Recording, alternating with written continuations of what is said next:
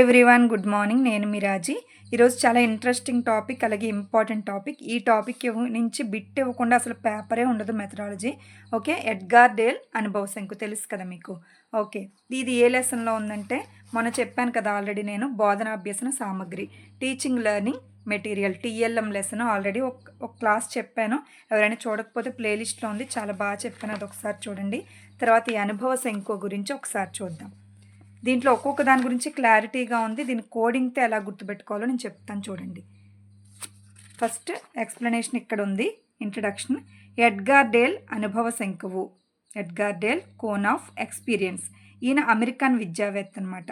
ఈయనది America, చికాగోలో PhD చేశారు. చలనచిత్రాల సమాచారాలను విశ్లేషించే పద్ధతి మరియు దృశ్య శ్రవణ బోధనా పద్ధతుల గురించి అనేక రచనలు, అనేక బుక్స్ రాశారు. ఈయన కృత్యాల ద్వారా నేర్చుకోవడం అంటే లెర్నింగ్ త్రూ యాక్టివిటీ అనే పెస్టాలజీ భావన. పెస్టాలజీ అంటే అష్టాచెమ్మ, గుర్తుపెట్టుకోండి. అష్ట. ఓకే, పెస్తాలజీ అని ఉంది కానీ మాకు పెస్టాలజీ అని ఉండేది కోచింగ్ అప్పుడు. పెస్టాలజీ అంటే అష్టాచెమ్మ అంటే కృత్యాలు. మన గేమ్స్ చిన్నప్పుడు ఎక్కువ అష్టాచెమ్మాలే మా చిన్నప్పుడైతే. మరి మీరు ఆడారో లేదో నాకు తెలీదు, మా చిన్నప్పుడైతే ఎక్కువ అష్టాచెమ్మాలు. ఇప్పుడు జస్ట్ ఈ గేమ్స్ కూడా అమ్ముతున్నారు కదా, అష్టాచెమ్మాలు అంటే పెస్టాలజీ. కృత్యాలు అనగానే అష్టాచెమ్మ, పెస్టాలజీ. అలాగే పిల్లలకు ప్రత్యేక అవసరాలు మరియు సామర్థ్యాలు ఉంటాయి అని తెలిపే ప్రోబెల్ భావన. Children have unique needs and capabilities. Bell, interval ఎందుకు కొడతారు? బెల్ కొట్టారు అంటాం. ఇంటర్బెల్ అంటే మధ్యలో బ్రేక్ కోసం కొడతారు. బ్రేక్ బెల్ ఎందుకు కొడతారు? ప్రత్యేక అవసరాలు ఉంటాయి, టాయిలెట్స్ అవసరాలు ఉంటాయి. అలాగే గేమ్స్, సామర్థ్యాలు, గేమ్స్ ఆడిపిస్తారు, సరదాగా పిల్లలు ఆడుకుంటారు. సో ప్రత్యేక సామర్థ్యాలు అలాగే ప్రత్యేక అవసరాలు, సామర్థ్యాలు ఉంటాయని తెలియజేసే ప్రోబెల్ యొక్క సూత్రము. అభ్యసన అనుభవాల కొనసాగింపు అనే జాన్ డ్యూయి యొక్క భావనలు. వీళ్ళు ముగ్గురు ప్రభావితం చేశారట ఎడ్గార్ డేల్ని, అందుకు చెప్తున్నారు ఇక్కడ. జాన్ డ్యూయి ఎలా గుర్తుపెట్టుకుంటారంటే ఇది కంటిన్యూ చెయ్యి, డూ అంటే చెయ్యి అని కదా, డ్యూయి చెయ్యి. ఓకే, కంటిన్యూ చెయ్యి, అభ్యసన అనుభవాల కొనసాగింపు, continuity of learning experience, continue చెయ్యి, డ్యూయి. ఓకే, ఈ ముగ్గురు అనుభవాలు చాలా ఇంపార్టెంట్. ఇది అందుకే నేను ఇంతలా చెప్తున్నాను సాగదీస్తూ. ఈ మూడు కూడా పెస్టాలజీని అష్టాచెమ్మ, కృత్యాలు. ప్రోబెల్ ఏమో ప్రత్యేక అవసరాలు అంటే బెల్ కొడతారు టాయిలెట్స్ కోసం అన్నట్టుగా, ప్రత్యేక అవసరాలు, సామర్థ్యాలు ఉంటాయని ప్రోబెల్. అలాగే అభ్యసన అనుభవాల కొనసాగింపు జాన్ డ్యూయి, కంటిన్యూ చెయ్యి. ఈ ముగ్గురు కూడా ప్రభావితం చేశారట ఎడ్గార్ డేల్ని, అందుకు గుర్తుపెట్టుకోవాలి మనం. ఎడ్గార్ డేల్ ఎక్కువగా ప్రభావితం అయ్యారు వీళ్ళ ముగ్గురు పట్ల. 1946లో బోధనలో దృశ్య శ్రవణ బోధనా పద్ధతులపై రచించిన పాఠ్యపుస్తకం. 1946లో అంటే మనకి ఇండిపెండెన్స్కి ఒక ఇయర్కి ముందు, అలా గుర్తుపెట్టుకుంటేనే బాగా గుర్తుంటుంది. ఇండిపెండెన్స్ రావడానికి ముందు, ఇండిపెండెన్స్ కోసం అందరూ కష్టపడుతుంటే ఈయన అనుభవ శంకు కోసం కష్టపడ్డారు. ఓకే, ఇది చాలా ఇంపార్టెంట్ అనుకోండి, చెప్తున్నాను. 1946లో దృశ్య శ్రవణ బోధనా పద్ధతులపై ఈయన ఒక బుక్ రచించారు. ఆ బుక్లో అభ్యసన అనుభవాల భావనను ఈ శంకు రూపంలో రాశారనమాట. ఆ బుక్లోనే ఈయన రాశారు 1946లో. దీన్నే అభ్యసన అనుభవాల శంకువు లేదా అభ్యసన పిరమిడ్ అంటారు. Cone of experience or learning pyramid అంటారు. ఓకే, తర్వాత 1954 అలాగే 69లో సవరణ చేశారు. అదే బుక్కి 1954, 69లో సవరణ చేశారు. శాస్త్రీయ పరిశోధన మీద ఆధారపడనప్పటికీ, ఇదేమీ ఆధారపడది బుక్కు. ఈ అనుభవాల శంకువు భావన ప్రపంచవ్యాప్తంగా ప్రాచుర్యం పొందింది. ఇది శాస్త్రీయ పరిశోధన మీద ఆధారపడలేదు, మామూలుగానే చెప్పాడు ఇది, కానీ ప్రపంచవ్యాప్తంగా వరల్డ్ వైడ్ ఇది ప్రాచుర్యం పొందిందట. ఓకే, బోధనోపకరణాలు కలిగించే ఇంద్రియ ప్రేరణ ద్వారా విద్యార్థి పొందే అభ్యసన అనుభవాలను ప్రత్యక్ష, పరోక్ష ప్రతినిధిత్వ అనుభవాలుగా వర్గీకరించాడు ఇతను. తర్వాత అనుభవాల శంకు ద్వారా ఈ దృశ్య ఉపకరణాలకు వాటి వినియోగం వల్ల విద్యార్థుల్లో కలిగే దృశ్య శ్రవణోపకరణాలకు వాటి వినియోగం వల్ల విద్యార్థుల్లో కలిగే అభ్యసన అనుభవాలకు మధ్య గల పరస్పర సంబంధాన్ని వివరిస్తుంది. అనుభవ శంకు అనేది వివరిస్తుంది. ఇక్కడికి వచ్చేద్దాం ఈసారి. అనుభవ శంకు మీకు తెలుసు కదా, ఒకసారి చూడండి. ప్రత్యక్ష ప్రయోజనాత్మక అనుభవాలు, ఇదంతా ఎలా గుర్తుపెట్టుకోవాలో చెప్తాను నేను, చూడండి. మీకు కోడింగ్కి ఎంత పవర్ ఉంటుందంటే, ఇది నాకు కోచింగ్లో చెప్పారు, ఇది ఇప్పటికే నేను మర్చిపోలేదు, ఇప్పుడే రాసాను చూడండి. ప్రకనా ప్రక్షే ఎటి చరదృశ, ఇది ఒక 10 సార్లు, 20 సార్లు అతను అనేవాడనమాట. ప్రకన, ప్రక్షే, ఏటి చరిద్రొస ఇదా ఇలా అనుకోండి, మీరు ఇలా పాడుకోండి వచ్చేస్తది. అప్పుడు మీకు ఈజీగా ఎప్పుడు బుక్‌లో ఇస్తాడు. మీకెప్పుడు ఎగ్జామ్‌లో ఇస్తాడు కాబట్టి ఇదెప్పటికి మీకు యూజ్ అవుతది అనేసరికి మేము ఇది బట్టి కొట్టేసాం. ఓకే. టేబుల్స్ టైప్‌లో బట్టి పద్ధతిలో నేర్చేసుకున్నాం ఇది. ఇంకా మర్చిపోమనమాట. ఇంక ఎక్కడ ఏదుందంటే చెప్పాలి మనం. ఎందుకంటే ఈ 11 ఇవి. ఓకే. ఈ 11 అంశాల్ని కూడా మనం ఒకదాని తర్వాత ఒకటి అంశాన్ని గుర్తుపెట్టుకోవాలి కాబట్టి కోడింగ్ చాలా ఇంపార్టెంట్. ప్రకన, ప్రక్ష అంటే అంటే ప్రత్యక్ష ప్రయోజనాత్మక అనుభవాలు. ఇది ఎక్కువ మూర్త అనుభవాన్ని కలిగిస్తదనమాట. ఒక్కొక్క దాని గురించి మళ్ళీ చూద్దాము. నెక్స్ట్ కల్పిత అనుభవాలు. మూడోది నాటకీకరణ అనుభవాలు అంటే ప్రకన. ఓకే. ప్రక్ష అంటే ప్రదర్శనలు. అంటే క్షేత్ర పర్యటనలు. ఎటిచరి అంటే ఎగ్జిబిట్స్ అనమాట. ప్రదర్శితాలు లేదా ఎగ్జిబిట్స్ లేదా ఎగ్జిబిషన్. అందుకే నాకు అప్పుడు ఎగ్జిబిషన్ అని చెప్పేవారు కాబట్టి రాసుకున్నాం అప్పుడు. టే టే అంటే టెలివిజన్. చరే అంటే చలనచిత్రాలు. ఇక్కడ రేడియో ఒకటే రేడియో. రేడియో గుర్తుంటే ఆటోమేటిక్‌గా రికార్డింగ్‌లో స్థిర చిత్రాలు గుర్తుపెట్టుకోవచ్చు. దృశ అంటే దృశ్య చిహ్నాలు, శాబ్దిక చిహ్నాలు. ఈజీ అనమాట. మీరు ఇలా గుర్తుపెట్టుకుంటే చాలు. ఇది ఇంక నేను ఎప్పుడిచ్చినా నేనే గుర్తొస్తాను మీకిది. ప్రకన, ప్రక్షే, ఎటిచరె, దృశ రాసేసుకోండి. రాసుకుంటే ఈజీగా గుర్తుంటది. ఓకే. ఇది ఇంక లైన్ 11 అంశాలనమాట. మూర్త అనుభవాలు కింద భాగంలో ఎక్కువగా ఉంటాయి. పైన అమూర్త అనుభవాలు పైకి పెరిగే కొద్దీ అమూర్త భావనలు కలుగుతాయి. చూద్దాం ఒక్కొక్క దాని గురించి. ఇక్కడ 1, 2, 3 అనుభవాలలో అంటే ఈ 3 అనుభవాలలో చెప్పడం అలాగే పిల్లలతో చేయించడం వల్ల 90% అభ్యసనం అనేది కలుగుతుంది. నెక్స్ట్ 4, 5, 6 ప్రదర్శితాల దాకా. అక్కడ చెప్పడం ఓన్లీ చెప్పడం వలన 70% అభ్యసనం అనేది జరుగుతుంది. 4, 5, 6 నెక్స్ట్ 7, 8 అనుభవాల్లో చూడటం, వినడం 2 చేయడం ద్వారా 50%. ఇది మనం ముందు కూడా చదువుకున్నాం. పట్టిక చూపిస్తాను. చూడటం, వినడం ద్వారా 50%. నెక్స్ట్ 9వ అనుభవంలో కేవలం వినడం అంటే రేడియో ఒకటి ఉంటుంది. వినడం ద్వారా మాత్రమే చేయడం వలన ఇక్కడ వినడం అలాగే చూడడం ఎందుకు అంటున్నాడంటే స్థిర చిత్రాలు కూడా ఉంది ఇందులో. స్థిర చిత్రాలు అంటే జస్ట్ చూపిస్తారంతే కథలవయ్యి. స్థిర చిత్రాల ద్వారా కూడా 30%. ఇక్కడ కేవలం రేడియో ద్వారా అయితే 20, స్థిర చిత్రాలు అయితే 30. నెక్స్ట్ 10, 11 లాస్ట్‌వి దృశ అంటే దృశ్యోపకరణాలు, శాబ్దిక చిహ్నాలు. ఈ 2 కూడా చదవడం వల్ల ఓన్లీ చదవడం వల్ల 10% అభ్యసనము. ఇక్కడ పట్టిక ఆల్రెడీ మనం నేర్చుకున్నాం. ఇక్కడ చూడండి. ఈ పట్టిక మొన్న మీకు కోడింగ్‌తో చెప్పాను కదా! చదవడం ద్వారా 10%, వినడం ద్వారా 20. వినడం అంటే 2 చెవులు ఉంటాయి కాబట్టి 20% అన్నాను. చూడడం ద్వారా 30%. మూడో కొన్నాను గుర్తుపెట్టుకోమన్నాను. 3 కళ్ళతో చూడాలి దృష్టితోటి, జ్ఞాన దృష్టితో అని చెప్పాను. చూడడం ప్లస్ వినడం 2 కలపండి 20 + 30 50 అని చెప్పాను. అక్కడ అదే ఇచ్చాడు 50%. ఓన్లీ చెప్పడం ద్వారా వాళ్ళు చెప్పడం ద్వారా అంటే నేర్చుకున్నది వాళ్ళు చెప్పడం ద్వారా 80%. చెప్పడం ప్లస్ చేయడం ద్వారా అంటే ఎగ్జిబిషన్స్ ఇక్కడ పెట్టి ప్రదర్శనలు పెట్టి వాళ్ళు వివరిస్తారు చూడండి. పిల్లలే వివరిస్తారు. పిల్లల చేత వివరించేలా చేస్తే అది 80%. చెప్పడం ప్లస్ చేయడం అంటే కృత్యం చేయించడం ద్వారా 90%. ఇక్కడ ఇదే ఇచ్చాడు. పర్సంటేజ్‌లు సేమ్ అవే. ఓకే. నెక్స్ట్ మళ్ళీ అవే రాశాడు. బ్రోనర్ సిద్ధాంతం ఇచ్చాడు చూడండి ఎందుకో. బ్రోనర్ బోధనా సిద్ధాంతంలో బ్రోనర్స్ థియరీ ఆఫ్ ఇన్‌స్ట్రక్షన్ పిల్లలకు విషయాలను 3 క్రమశ్రేణి పద్ధతుల్లో అందించాలని పేర్కొన్నది. అంటే పిల్లలకి 3 పద్ధతుల్లో అభ్యసన అనుభవాలను కల్పించాలనేసి చెప్తుంది. ఏంటంటే ఫస్ట్ నటనా పద్ధతి, నాటకాలు వేయించాలి వాళ్ళతో. చిత్రపట పద్ధతి. ఓకే. నెక్స్ట్ ప్రతీకాత్మక పద్ధతి. నటనా పద్ధతి అంటే ఎనాక్టివ్ మెథడ్. నెక్స్ట్ ఐకానిక్ మెథడ్ చిత్రపట పద్ధతి. ప్రతీకాత్మకత సింబాలిక్ మెథడ్. ఈ 3 పద్ధతుల్లో పిల్లలకు వివరించాలి అనేసి విషయాన్ని క్రమశ్రేణిలో వివరించాలని బ్రోనర్ సిద్ధాంతం వివరిస్తుంది. Most important.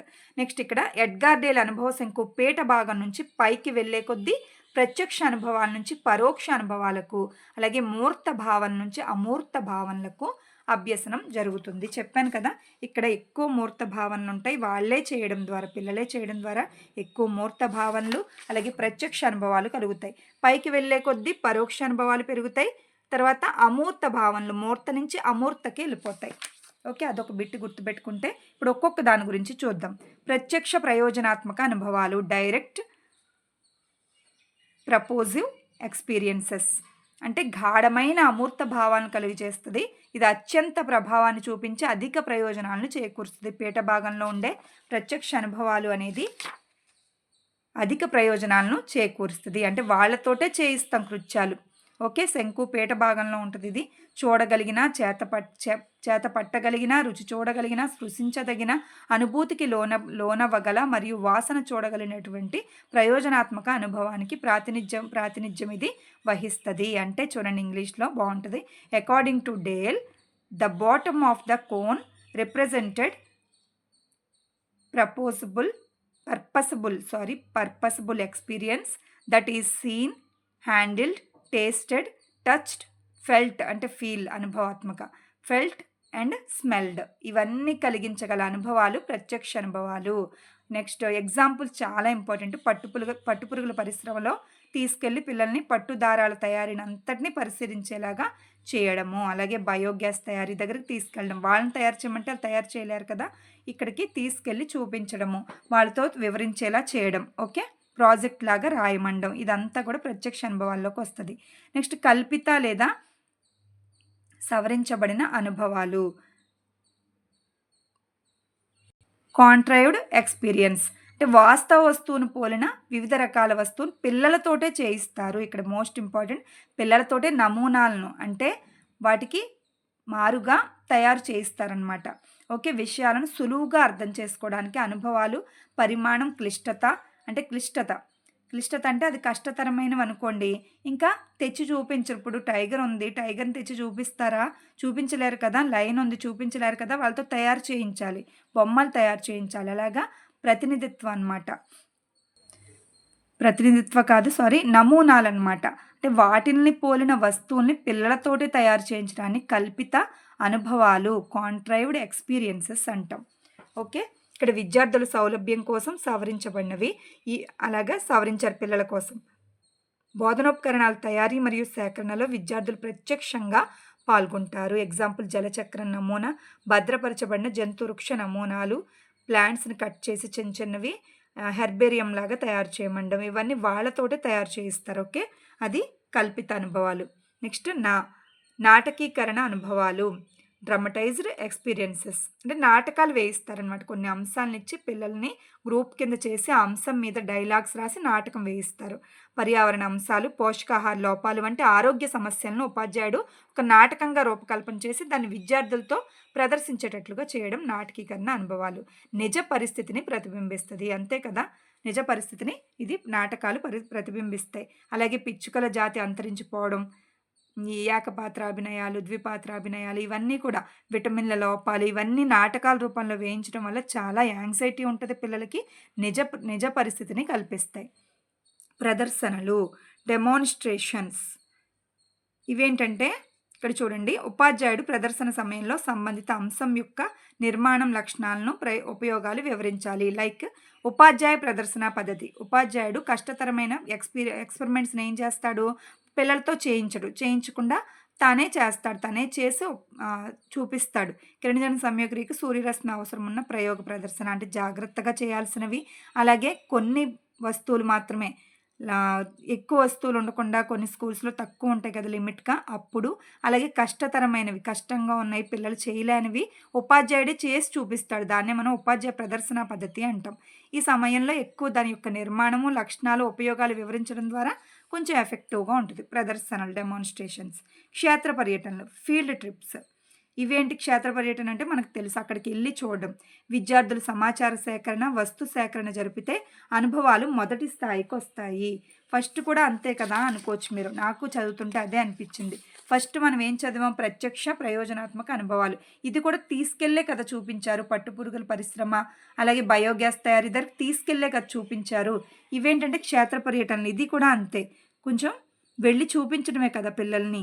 ఇవేంటంటే ఇక్కడ మొదటి స్థాయి ఎప్పుడు చేరుతుంది అంటే పిల్లలతోటి వస్తు సేకరణ చేయించడం, అనుభవాలు ప్రాజెక్ట్ రూపంలో రాయించడం, ఇలాంటి ఏమన్నా చేస్తే మొదటి స్థాయిలాగా ఉంటుంది, ప్రత్యక్ష ప్రయోజనాత్మక అనుభవాల్లాగా. అదే పరిశీలనకు మాత్రమే పరిమితం అయితే, కేవలం చూసిన తర్వాత వచ్చేసాం అనుకోండి, 5వ స్థాయి అంటే క్షేత్ర పర్యటన, ఫీల్డ్ ట్రిప్ కిందే మిగిలిపోద్ది. ఎగ్జాంపుల్ జంతు ప్రదర్శనశాల, జూకి వెళ్ళడం, సరదాగా చూసి ఏదో చప్పట్లు కొట్టి వచ్చేస్తారు. అది కేవలం పరిశీలిస్తారంతే. ఐదో స్థాయికి వస్తుంది. ఉద్యానవనాలు, జీవశాస్త్ర పరిశోధనాశాలలు, మ్యూజియంస్ ఇవన్నీ కూడా.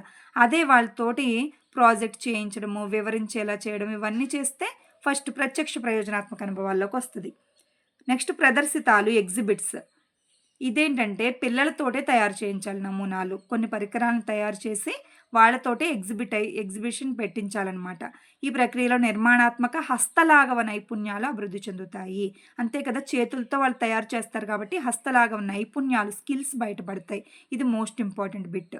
కొన్ని సందర్భాల్లో వివిధ పాఠశాలల్లో విద్యార్థులు తయారు చేసిన వస్తువులను కూడా ఒకే చోట వైజ్ఞానిక ప్రదర్శనగా ప్రదర్శిస్తారు. సైన్స్ ఎగ్జిబిషన్స్ పెడతారు. తద్వారా అనేక రకాల స్కూల్ వాళ్ళు ఒక చోట చేరి ఈ నైపుణ్యాన్ని ప్రదర్శిస్తారనమాట. ఎగ్జాంపుల్ పుస్తక ప్రదర్శన, శరీర ధర్మశాస్త్ర ప్రక్రియ అంటే ప్రసరణ, శ్వాసక్రియ మొదలైనవి. నమూనాల ప్రదర్శన. Next one television. టీవీ మనందరికీ తెలుసు కదా, విజ్ఞాన సంబంధమైన ఛానల్స్ ద్వారా, అన్ని ఛానల్స్ కాదు, మనం మామూలు సినిమాలు ఇవన్నీ కాదు, విజ్ఞాన సంబంధ ఛానల్స్ ద్వారా వివిధ వృక్ష, జంతు, ప్రకృతి సంబంధ విషయాలను వినడం, చూడడం ద్వారా అభ్యసన జరుగుతుంది. అప్పుడు టెలివిజన్లో మనకి టెలిస్కోప్ వచ్చేది, గుర్తుందా? టెలిస్కోప్ రావడం, అలాగే చాలా కొంచెం గవర్నమెంట్ సంబంధించిన ఛానల్స్ ఉంటాయి. డీడీ ఛానళ్ళు, దూరదర్శన్ ఛానల్, ఇటువంటివి కొంచెం ఎక్కువ చదువుకు సంబంధించినవి పెడతారు. అలాగే విజ్ఞాన సంబంధ ఛానల్స్ ద్వారా మనకి వివిధ జంతు, వృక్ష, ప్రకృతి సంబంధ విషయాలను వినడం, చూడడం ద్వారా అభ్యసనం అనేది జరుగుతుంది. దీన్ని మనం ప్రతినిధిత్వ అనుభవాలను కలిగిస్తూ విషయ అవగాహన చేయడం అనేసి అంటాం. ప్రతినిధిత్వ అనుభవాలు కేవలం చూడడం, పరిశీలించడం, వినడం. ఓకే, టీవీ తెలుసు కదా మీకు. డిస్కవరీ ఎగ్జాంపుల్స్ ఛానల్స్ ఏంటంటే discovery channel, animal planet, NGC అంటే నేషనల్ జియోగ్రాఫిక్ ఛానల్. ఇటువంటి ఛానల్స్ ద్వారా ఈ అభ్యసనం అనేది కొనసాగుద్ది అనమాట టెలివిజన్. నెక్స్ట్ చలనచిత్రాలు, ఫీచర్ ఫిల్మ్స్.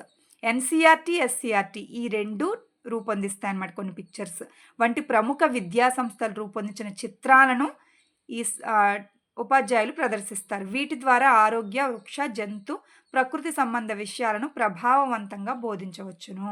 ఓకే, ఈ కన్ను, చెవి ఈ రెండు జ్ఞానేంద్రియాల ద్వారా నేర్చుకుంటారు ఇవి. ఓకే, అందువలన ప్రదర్శితాల కంటే కూడా తక్కువ మూర్త స్థాయి. ఈ ప్రదర్శితాల కంటే అంటే ఎగ్జిబిట్స్ కంటే తక్కువ మూర్త స్థాయిని కలిగి ఉంటాయి రెండు. Next radio. ప్రకన, ప్రక్షే, ఎటి, చరె, దృశ్య అనుకుంటాం కదా. రేడియో రికార్డింగ్లు మరియు స్థిర చిత్రాలు అంటే స్టిల్ట్ పిక్చర్స్. రేడియో రికార్డింగ్లు విద్యార్థులకు శ్రవణ అనుభవాలు, అలాగే స్థిర చిత్రాలు దృశ్య అనుభవాలను కలిగిస్తాయి.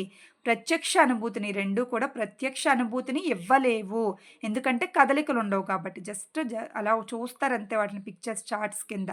సో కదలికలు ఉండవు. అందువలన విద్యార్థుల్లో మూర్త భావనలు కాకుండా అమూర్త భావనలు ఏర్పడతాయి.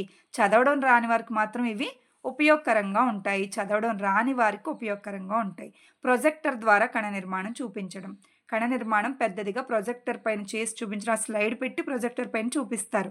ఓకే, స్థిర చిత్రాల్లాగా. దీని ద్వారా వీళ్ళు తర్వాత వాయిస్ రికార్డింగ్స్, పాఠం చెప్తూ ఉంటారు, పిక్చర్స్ ఒకదాని తర్వాత ఒకటి వస్తాయి. అంటే స్టోరీ రూపంలో వెళ్దు, స్టోరీ రికార్డింగ్, వాయిస్ రికార్డింగ్ వస్తుంది, పిక్చర్ ఒకదాని తర్వాత ఒకటి చూపిస్తారు, వాయిస్ రికార్డింగ్. ఇది రేడియో రికార్డింగ్, అలాగే స్థిర చిత్రాల ద్వారా అభ్యసనం. నెక్స్ట్ దృశ్య చిత్రాలు, విజువల్ సింబల్స్ అంటే కదలిక లేని చిత్రాలు. మనకు చార్ట్స్, బొమ్మలు, ఫోటోలు, నెక్స్ట్ గ్రాఫ్లు, మ్యాప్లు ఇవన్నీ కూడా దీనికే చెందుతాయి. అమూర్త భావనలు మాత్రమే ఇవి కలిగిస్తాయి. ఓకే, నెక్స్ట్ వన్ శాబ్దిక చిహ్నాలు, వెర్బల్ సింబల్స్.